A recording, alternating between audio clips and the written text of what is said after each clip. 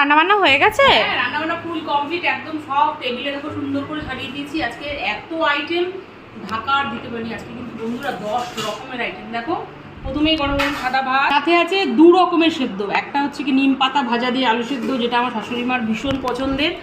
আর একটা হচ্ছে গিয়ে ডিম আলু সেদ্ধ। আর ডিম আলু সেদ্ধের সাথে কিন্তু কাঁচা লঙ্কা থাকতেই হবে। আছে নোটের শাক ভাজা, তারপরে আছে কচুরলতি।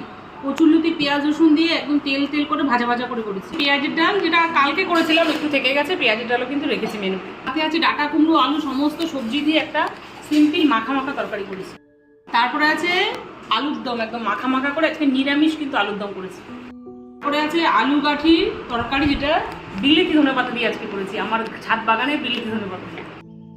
তারপরে আছে আলু ফুলকপি তরকারি, যেটা আমার মেয়ের ভীষণ পছন্দের। মেয়ে তো মাছ খুব একটা খায় না, আজকে আলু ফুলকপি দিয়ে খাবে। তারপরে আছে বোয়াল মাছ, যেটা কালকে করেছিলাম, 2 পিস থেকে গেছে। এই হলো আজকে দুপুরবেলাকার হিউজ সব মেনুগুলো কেমন হলো তোমরা কিন্তু কমেন্ট করে অবশ্যই জানাবে। আজকের মতো এই পর্যন্ত, আবার দেখা হবে নতুন কোনো ভিডিওতে। ততক্ষণে